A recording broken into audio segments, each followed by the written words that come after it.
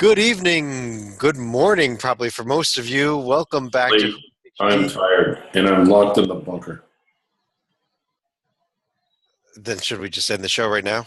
Yeah. Okay. This is our Championship Week video notebook, day number 8. Yes, David?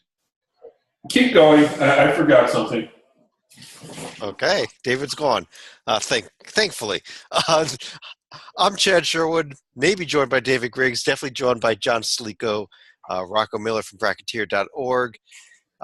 This is where we go over all the games from today in Championship Week and in all of or Championship Fortnight, I think we started calling it. And we will preview tomorrow night's games. We'll update you on the survival board. We've got a little trivia contest at the end of the show. Let's get right into things, though. We normally start with news and notes. I don't know that we have any. John, any news and notes from the day? About the closest you're going to get is, what is it? I think the coach from Marist being let go. But then you also had Maine, who also apparently made a coaching change within the span of 24 hours. But I don't even have the names in front of me at the moment. Yes, I have returned, and that's part of the news and notes. I'm not going to say what went wrong, but those are very nice headphones you have there, Chad. Oh, thank you.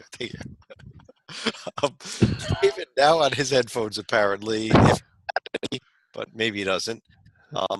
Let's get right into the conference tournaments because it is, I don't know, some ungodly hour at the moment, and I'm already half asleep here. It was championship night in the Metro Atlantic tonight, and Rocco, we saw Iona lay a hurting on Fairfield.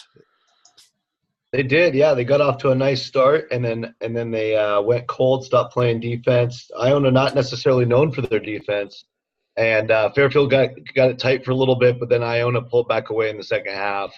And sure enough, like we said yesterday, Fairfield made sense on paper, but Iona just knows how to win this tournament. And, why I doubted Tim Cluse, I don't know why, but here we go again. Yeah, Iona has done something incredible. They won this tournament without beating anyone that was that finished in the top 5. Yeah, Manhattan was the highest team they played. Yeah. They beat Manhattan, St. Peter's, and then Fairfield. But once again, Iona back in the field. And Slika, I'm just going to put Iona in for next year's conference back champion as well. It's just, done with it. Why bother? Right. Well, at this point, you want to put him in as a 14. You want to put him as a 15. I think their ceiling is a 15. Yeah, we did our bracket rundown show earlier tonight. I had them as the top 16 seed. I think that they probably move on to the 15 line because there'll be a few upsets somewhere along the way. But that's the best team is going to be, I think. We had 2 conference championships, though. David, the other one was in the SoCon, where it really wasn't the game that we thought we'd get either. Was as UNC Greensboro took care of East Tennessee State. Yeah, no, both teams kind of sluggish on offense, which isn't something we're used to seeing out of either one of them, but it was kind of just a sluggish day. I don't know if that's symptomatic of it being the third game in 30 days, but Greensboro kind of had an easier time with this game than they may have their previous 2. Yeah, Rocco, how dangerous is this Greensboro team? Can they win in the tournament? I think Greensboro will probably land on the 14, maybe 13 line. Their RPI is up to 65. So, with 3 seeds look pretty strong at this moment. I don't know if they're good enough to beat one of those teams, but if they get up to a 13, they could definitely hang with a 4. Everybody that's looked at their profile is aware that they won at NC State.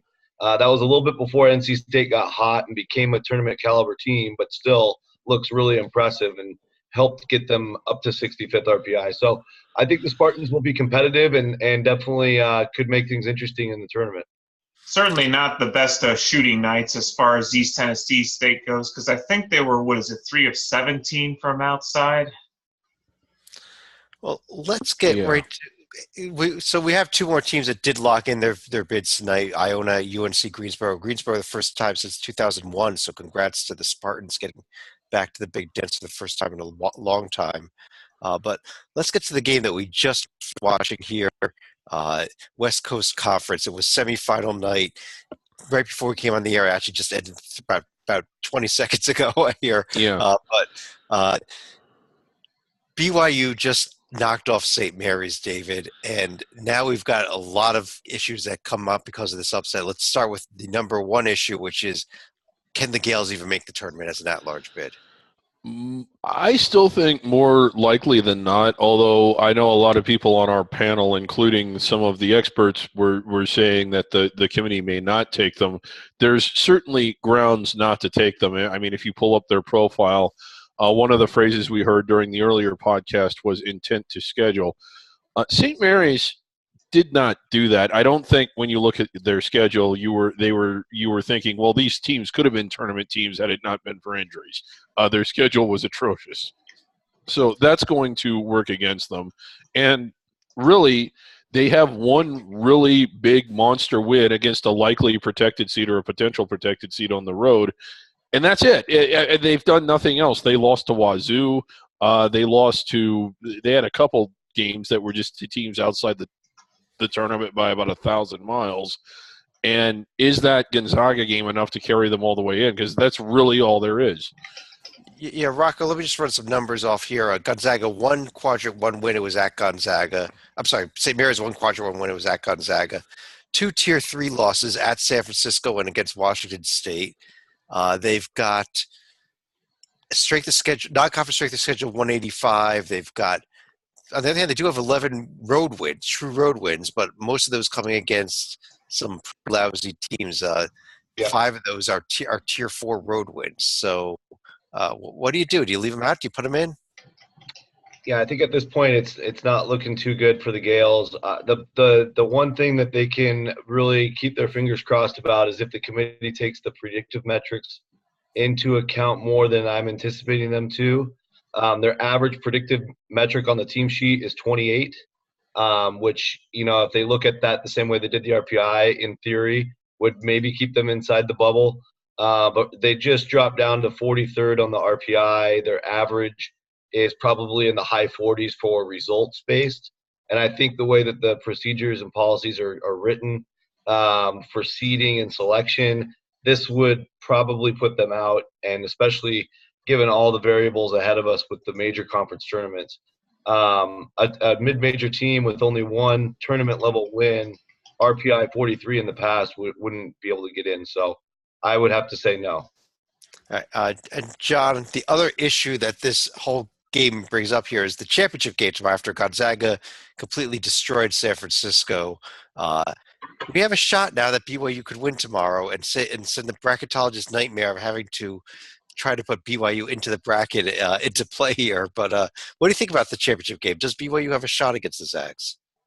They do have a shot. I mean, this was also the first time in about 4 years that Gonzaga actually got the regular season sweep of BYU. So I think we've said it in years past. It's hard to beat a decent team 3 times. And BYU, they do have 23 wins of their own. But as far as other wins of note that BYU has this year, Utah Valley and Utah, that's pretty much it. Nah, yeah, they're not going to be very high ranked, but it's, I guess, David, do you think BYU pulls an upset? Or I'm on the Zags. I think the Zags. I'm on the Zags too, but I'm not ruling it out. It could happen. BYU could win this. Rocco? I'm on the same page as the puppet. I don't expect it, but I wouldn't be incredibly shocked just because they have that track record against the Gonzaga Bulldogs with these 2 same coaches. So, it's a one-game winner-take-all scenario. I could definitely see BYU coming up with a great game plan and frustrating Gonzaga to the point where they can pull it off. But, they play 10 times. Gonzaga probably wins 9. So chances are Gonzaga will take this down. So well, Gonzaga's already won 2 of those 10 times this season. Yeah. So one of these times BYU will win. Was all semifinal day today in the Colonial, where we saw 2 rather unexciting games as college as the top 2 seeds, Charleston and Northeastern, just got themselves ready for the championship game in almost warm-ups today. Yeah, Bill and Murray was in that game for about 30 minutes. College of Charleston didn't kind of pull away until late, but Wilmington was in the game from the tip-off to maybe the under 16. Under 16 seconds into the game? Or? Yeah. Okay. Northeastern is on a rampage, not just in this tournament, but going back through much of the latter part of the regular season. Just playing really, really well, so much so that I think they get it done tomorrow, even in North Charleston. I took Charleston before the tournament. I'm going to stick with them, but I do agree with you that Northeastern was very impressive today, albeit against a 20-loss Wilmington team. Yeah. Rocco, you want to change your pick or going to stick with Charleston? I'll stick with Charleston, but it's interesting. I think Charleston does some things to Northeastern defensively that they're not used to seeing.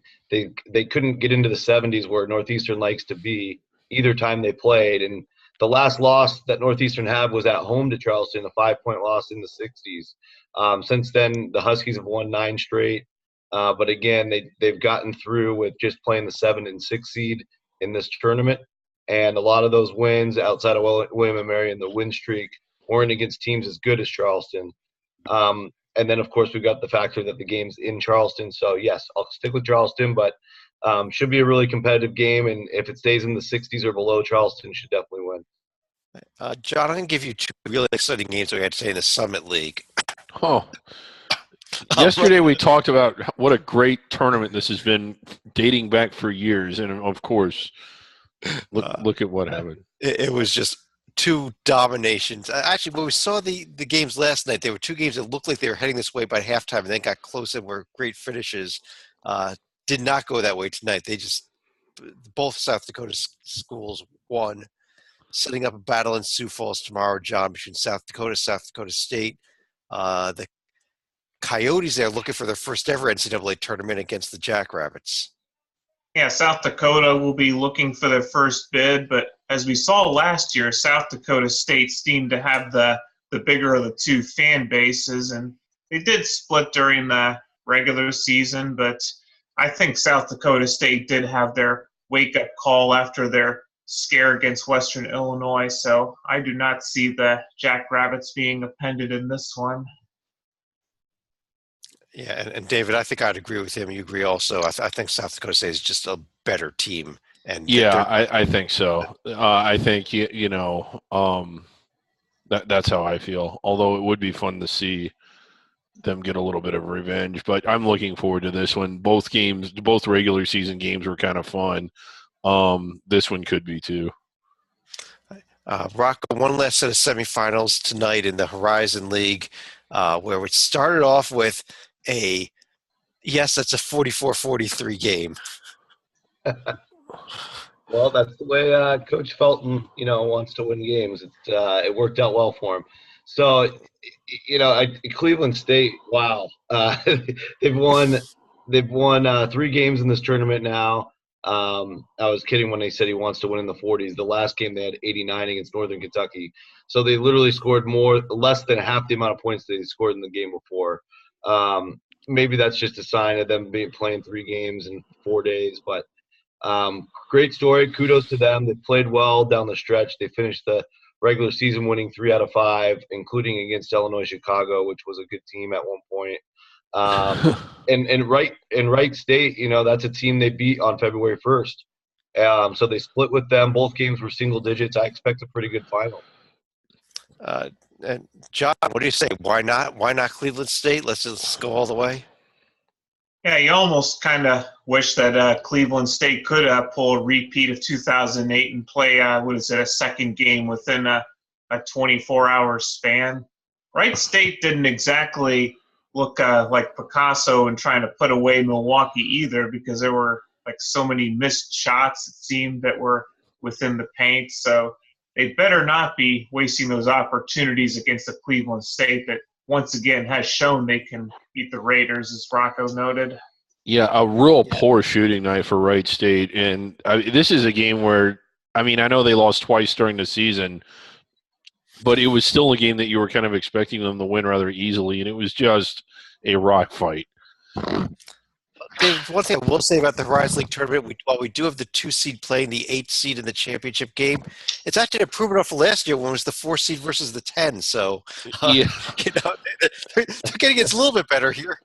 Yeah, there was something, like I said earlier on the, I guess it was on the call or the email thread, there is something very Detroitish about both semifinal games tonight. Just ugly, ugly games. And if Cleveland State has to go to Dayton, that's not too big of a problem. They'll get a lot of fans out there. Yeah. Let's go over to the Mid-America Conference, where it was first round day today, 4 first round games, and while Miami, Ohio kind of took care of Ohio in that game, all 3 other games were exciting. A buzzer beater for Kent State, a last-second win for Akron, which was an upset, and overtime game between Central and Bowling Green. Yeah. David, what starts? I'll let you go through Well, these. I mean, again, I hope we were talking yesterday how much we love this tournament, and it's off to an incredible start. I'm not sure, but I think Kent State stormed the court. I couldn't tell, which is how awesome is that, storming the court against Northern Illinois. But it was a dramatic finish. All these games were really dramatic, but again, the Akron Western Michigan was really good too, and Akron moves on. I still like Eastern Michigan to do really well. But again, even as early as the quarterfinals, we have some really compelling games. Ball State, Kent State should be good. All of them really are going to be good games. It's just a fun conference. Rocco, you want to change your pick for who's winning this tournament based on today's results, or leave it alone? No, I'm looking at more of the teams that had the buys, but Miami, Ohio, they play really well at home, and they're one of the Ohio teams that will get some good fan support to go to Cleveland for the rest of the tournament. So that could be a really good game against Toledo, and I think Kent State, Ball State will really get after each other. They've got a couple players. Kent State's got a guy, his name's slipping, number 23, that likes to instigate a lot. And then you got Taylor Parsons for Ball State. I can see a fight breaking out in that Ball State Kent. Yeah. That should be fun. I think this will be a fun tournament from here on out. It was fun today. It's a fun league to watch. Yeah. Over in the MEAC today, we saw two of the first round games. We did. And we saw one of the first round games. Sort of. The late game, Norfolk State and Maryland Eastern Shore, was 3/4 of the game was technical difficulties. They finally did get the video up at the last 10 minutes or so of the game. I found out what happened, Chad. They fired the cameraman and needed to go get another one. Well, that's what happened in the first game. Actually, the end of that game went overtime between A&T and Delaware State. Surprisingly, Delaware State, one of the worst teams in D1 all season long, forced A&T to overtime. Was down 1 with 3 seconds left. You're watching the game, inbound to the ball, and the camera just stays on the guy that threw the inbound pass. Apparently, there was some type of collision and fouls down at the other end, but then the clock got run out because there was another inbounds pass. We never saw any of it because the cameraman, I guess he did get fired and he was just gone. Yeah, he went to take a dump and just quit working the camera, I guess. But, it was but just, the end of the day, you gotta go.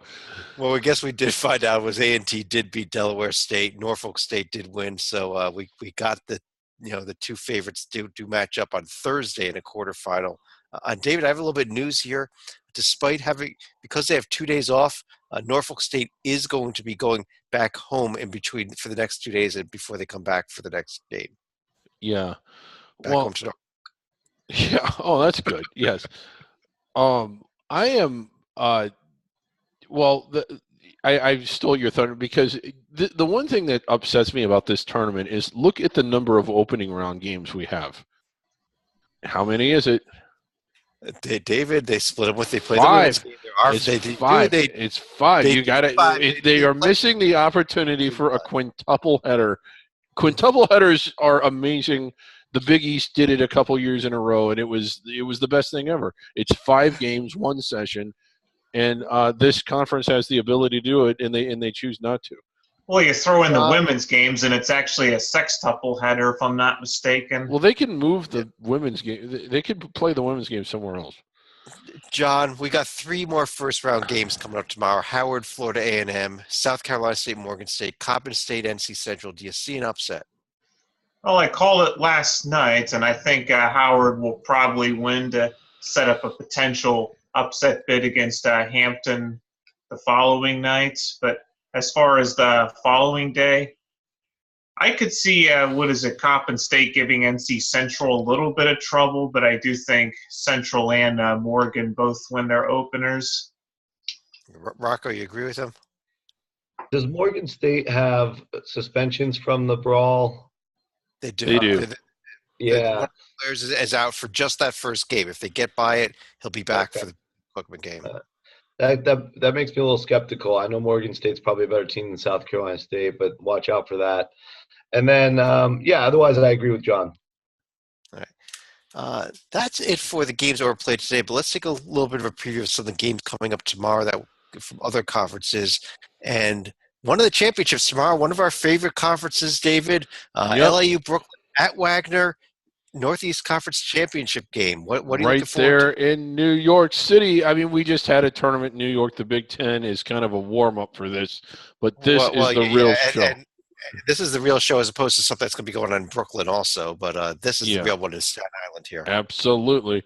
I mean, it's just New York's the place to be if you want real college basketball. And I think this one should be fun. It'll be this tournament. Well, this league, you always get great atmospheres at the games, especially like the New York-based teams. And this is what we have here. But this one should be exceptionally fun. But on the court, I just think Wagner's better, and they're at home. I don't think the Blackbirds can stay with them. I agree with you. I think Wagner's going to take this one. But Rocco, it is also semifinal day tomorrow on campus sites as well in the America East. Stony Brook at Vermont, and a real interesting game, Hartford at UMBC maybe. Yeah, UMBC Hartford. Good luck predicting that game. I'm gonna guess Hartford can pull off the upset because it just seems like a game where you expect the unexpected. And UMBC, I thought for a while was going to lose to Massachusetts Lowell, so I'm still kind of recovering from that experience. So I'll go with Hartford. But Stony Brook came out and really took it to Albany, and that was surprising. I wasn't expecting that. So maybe and Vermont, was sluggish in their back-to-back Maine games. They closed the season with Maine, and then they had to play them again, and both of them were way more interesting than we all thought. So maybe Stony Brook makes it interesting, but in the end, I'll say it's a Vermont-Hartford rematch from the only loss Vermont suffered during the America East Conference play. Something to think about here, Chad, well, just everybody. If Stony Brook wins tomorrow and Hartford wins tomorrow, then the championship game is in Hartford. And you just got to, would that be the most meaningful basketball game played in the state of Connecticut in the last 2.5 years? You could be right.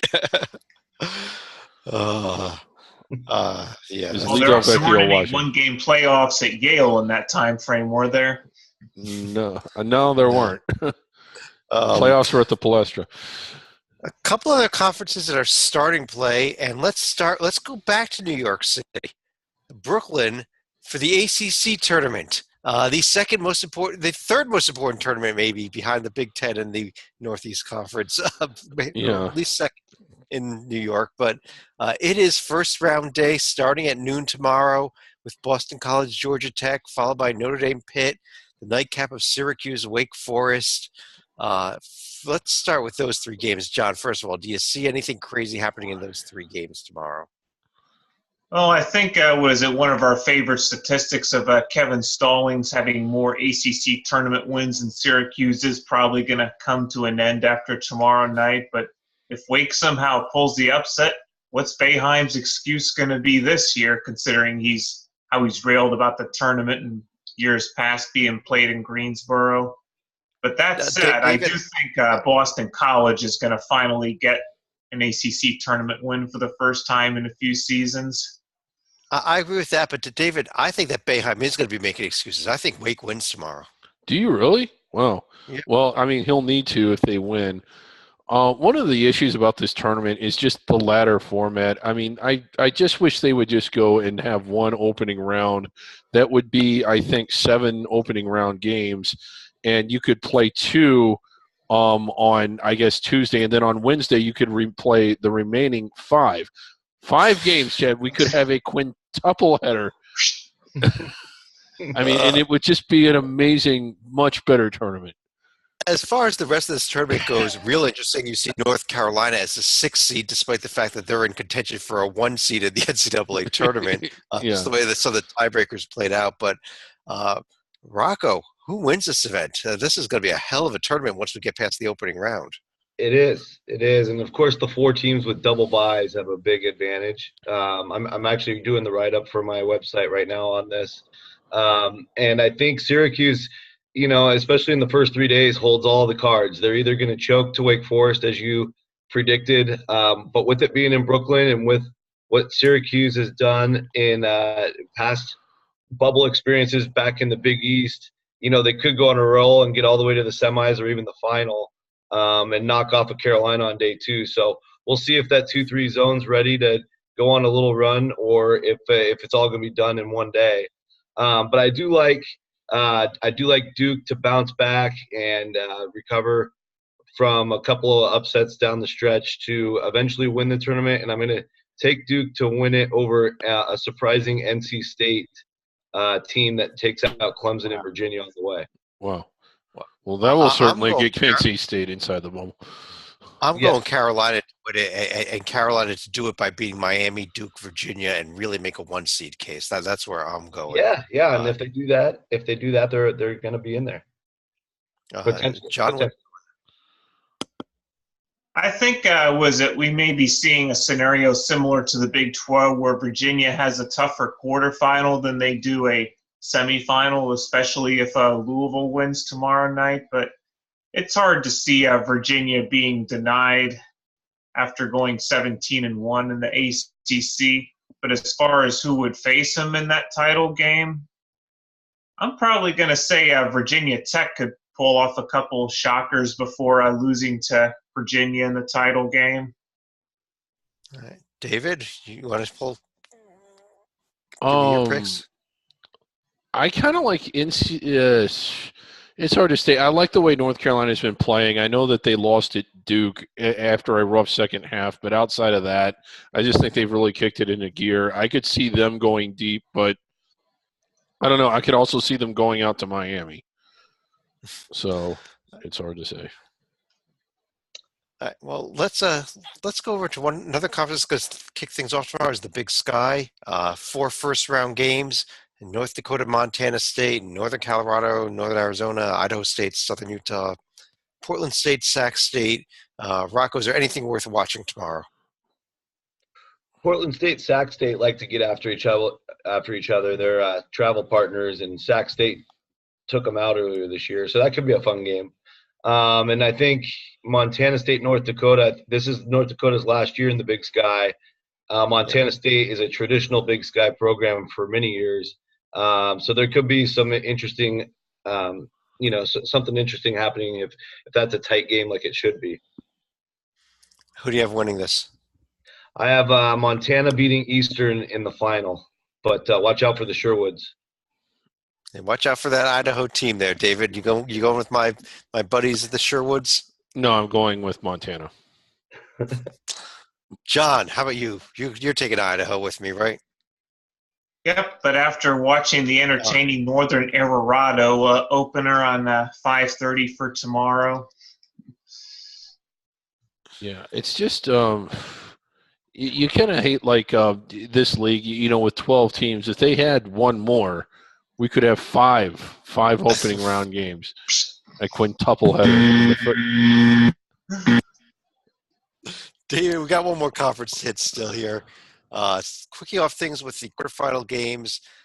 There it is, the SWAC tournament, the 9-team bracket that includes the Grambling getting the buy into the finals.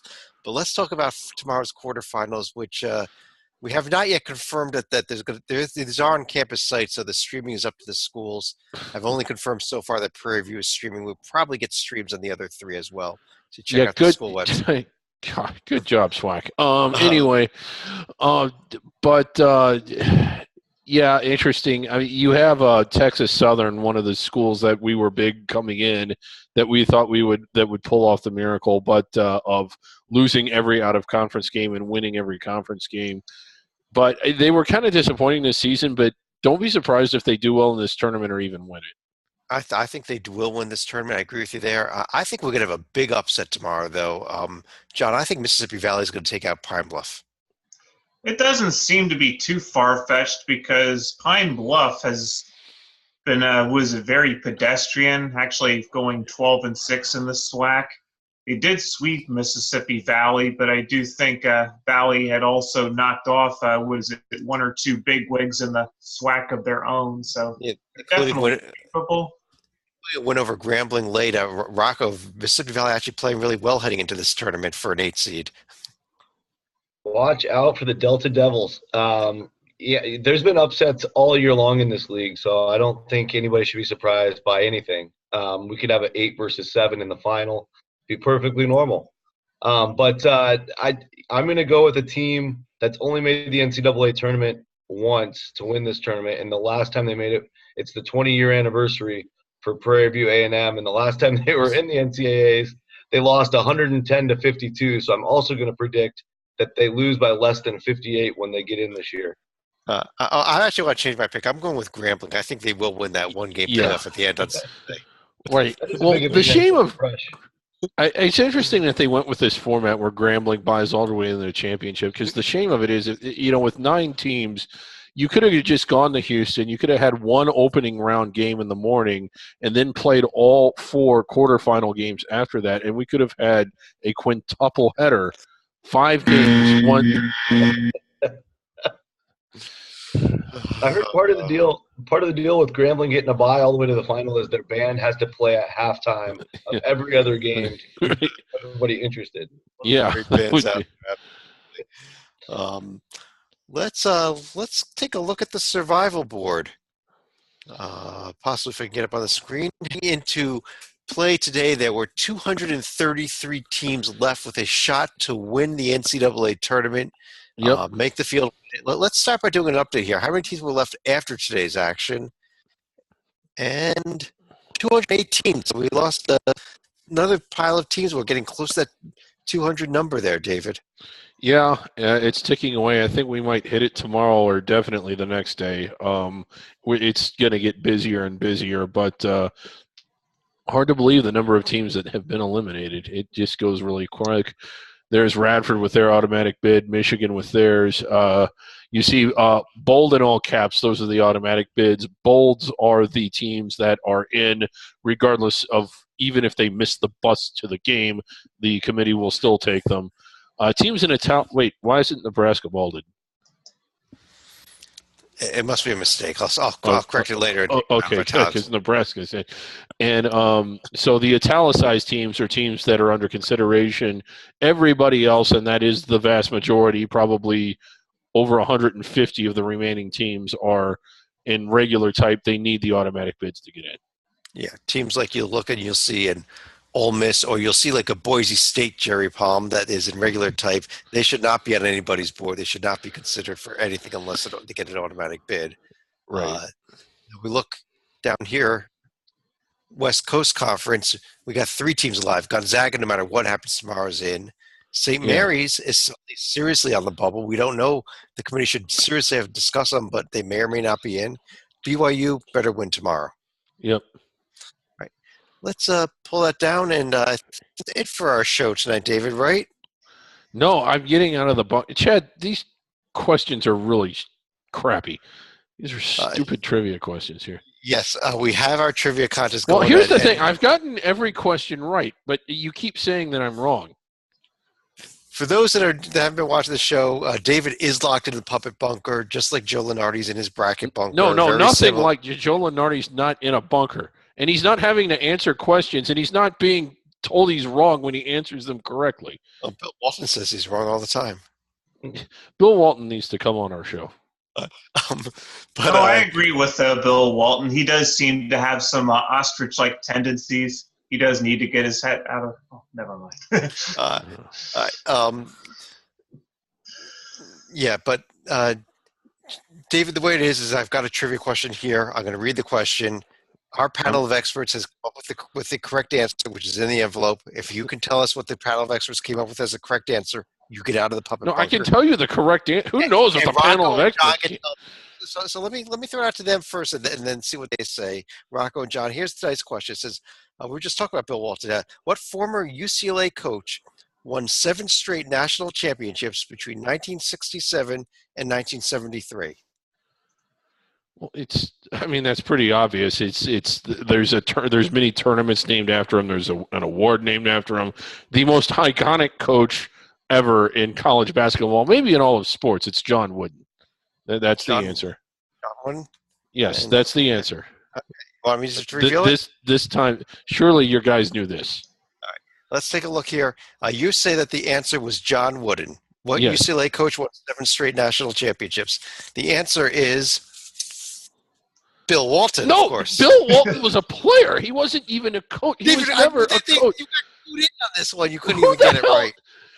Who are your experts, Chad? Like, who are these people that are coming up with these answers? These are not the right answers. That is how else blatantly wrong. The conference champions because he coached all the champions, right, Rocco? Rocco agrees. That is just categorically wrong. I mean, we're losing credibility because of your experts that come up with these answers.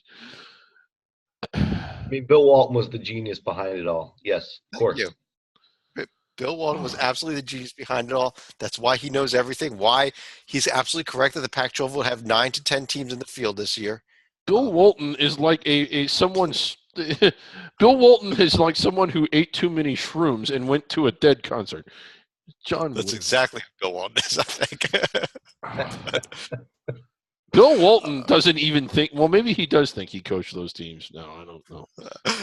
I guess let's go through any final thoughts. John, you have any final thoughts for the night? Yeah, I think we had hinted on it earlier as far as the MEAC tournament goes. You have to be very tempted to take Miami as a possible upset bid, considering that Toledo has started to fall off the table a little bit in recent weeks. All right. Rocco. Yeah, I'm going to revisit the Summit League championship game coming up tomorrow. I think it's going to be one of the best championship games we see the entire week, maybe even for the entire fortnight. And I think I think the Coyotes team, by the panel here and by most of the country, is being underestimated. This is finally their chance to beat their rival and get into the tournament for the first time as a program. If you watch the game, the season finale, they played each other at South Dakota State. South Dakota led with 5 minutes to go. Yeah, had about a 72% chance of winning on the. If you look at the Ken Palm graph, I'll send it to you later. And I have a feeling, just going with my gut, that the Coyotes are going to find a way to win this thing in overtime tomorrow. But it's going to be a classic game, I think. It's going to be great. It's going to be. I'm excited about it. So, and you're right. Like, I mean, South Dakota led for a good portion of that game. I knew they led late into the game. I didn't remember how late, but that one's going to be fun. Just like we said yesterday about how fun today's semifinals would be. All right, Dave, do you have any other final thoughts? No, that's it. All right. Well, I actually have one other final thought. I just want to get out of the bumper myself here, because we were just showing that SWAC bracket with that interesting format of one of the teams buying into the championship game. That's actually not the first tournament that has used that format. I'm going to pull it right up on the screen here. This was our very own ACC tournament from last year, which initiated that team buys into the final while 8 other teams playoff format. So the SWAC actually taking our format from last year. Unfortunately, these games got canceled when our boat sank, but that's another story. Is this who's coming up with the trivia questions, Chad? The people that organized this tournament and decided to play in that boat? David, the news I want to give is that we have been approved for another ACA tournament. Next couple of nights, we'll have our playing court for you and everything, but there will be a 2018 ACA tournament sponsored by us here at hoopshd.com, so keep your eyes out for that. After the field is announced for the NCAA, we will be announcing our ACA tournament. Very excited, aren't you? Yeah. So how much will tickets be for the seats that are on that bridge? I don't know. We're playing in China, and UCLA is invited. That was last year's playing site. We have a new playing site this year. Don't worry. That one had a little bit of technical problems to it, so we had to cancel the games. But keep an eye out for that in the next few days here also. But on behalf of David Griggs, Rocco Miller, John Slika, I'm Chad Sherwood. We'll talk to you again tomorrow night with another Video Notebook.